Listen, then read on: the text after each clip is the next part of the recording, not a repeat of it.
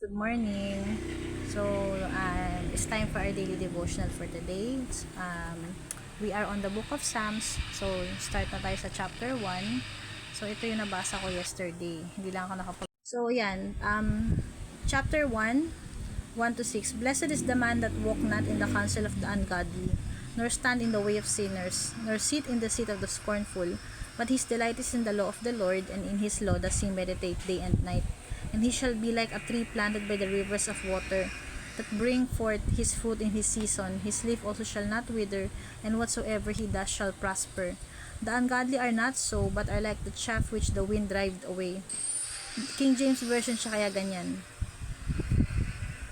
Therefore the ungodly shall not stand in the judgment, nor sinners in the congregation of the righteous. For the Lord knoweth the way of the righteous, but the way of the ungodly shall perish. So himay-himayin natin.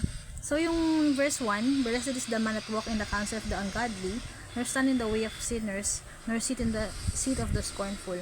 So mapalad daw yung tao na lumalakad daw, na hindi daw nakikinig, hindi lumalakad sa daan, parang or hindi nakikinig sa advice ng mga hindi maka-Diyos, or meaning to say yung mga hindi siguro mga hindi Kristiyano or hindi naniniwala sa Panginoon. Alam naman natin mga advice ng mga unbeliever. Nor stand in the way of the sinners, yung hindi ka lumalakad sa mga makasalanan or nakikisama ka sa kanila. Tapos verse 2, pero ang kanyang kasiyahan ay ang batas ng Diyos or ang pagsunod sa Diyos. Tapos dun sa mga rules o dun sa mga law or yung tinatawag na mga salita ng Diyos, si Lord, yung mga rules naman ng Lord, hindi naman para pasakitan tayo, kundi it's a protection and direction for our lives eh. Nagme-meditate ka, sabi nagmimilay-milay ka, araw-araw, umaga hanggang gabi, dun sa salita ng Diyos. So, ninanamnam mo siya, ina-apply mo siya, nagbubulay-bulay ka. Verse 3, and he shall be like a tree planted by the rivers of water, para kang puno, na pagpinlan ka sa rivers of water. Kasi pagka yung puno nakaplan sa water, parang sagana ka. Kasi yung ugat mo nasa tubig. 'Di ba ang water is essential din for the growth ng tree, sa mga buong structure niya, sa leaves, sa stem. So nagiging siya. Pagka ang puno is siya sa tubig, nasusuplayan siya ng enough water, yung roots niya is nag-grow siya ng maayos, prosperous yung leaves niya. So parang ganun din tayo. Mambabad ka sa salita ng Diyos o lumalakad ka sa way ni Lord, you will prosper at magbubunga ka, you will bear fruit. Meaning makikita yun sa buhay mo kung paano ka mamuhay, sa salita, sa gawa, sa mga responses mo, sa mga ginagawa mo, merong fruit. 'Di ba, na malalaman, kumbaga makikita sa iyo that you are really in the presence of God, or you are a child of God sa buhay mo, kung if you're really rooted, kumbaga.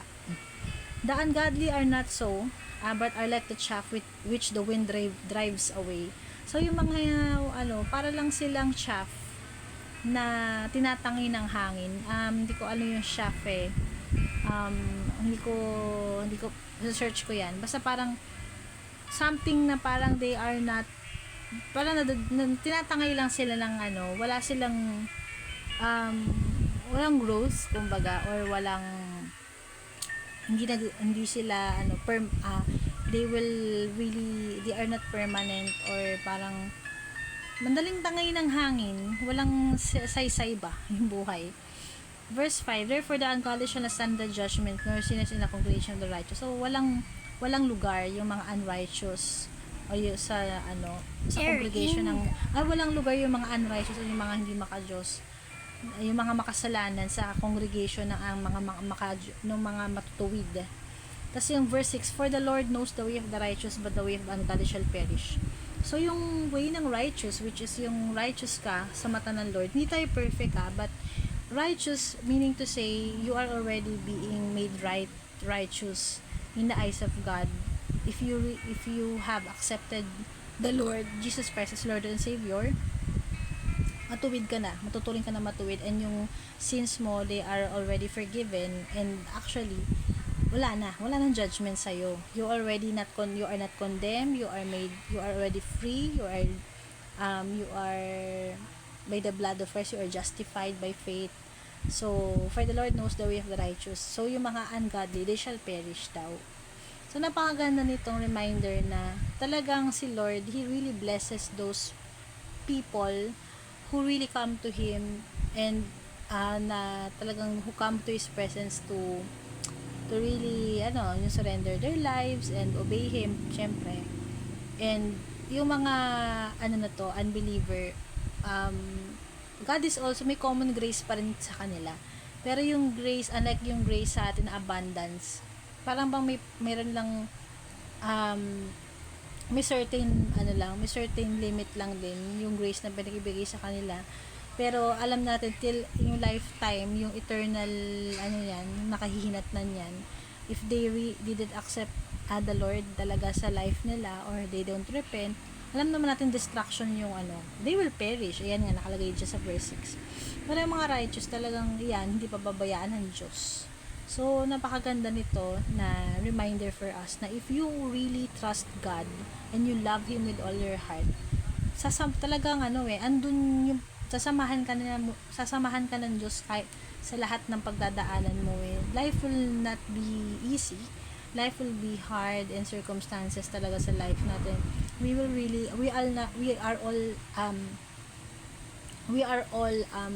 are not exempted sa sufferings. We are all bound to suffer talaga sa world. Yun ang sinabi ni Jesus. Pero if you know in your heart that you have Him in your heart naman, you trust Him completely, malaking bagay yun kasi no matter what you will face, you will have the hope. You will have hope in Him na alam mo hindi ka pababayaan, sasamahan ka kasi anak ka ng Diyos diba? So yun lang, na-share ko lang, and I hope na naging encouragement to sa inyo, diba? To keep on trusting God no matter what. And of course, we have a good God and faithful God that loves us unconditionally. God bless. Bye.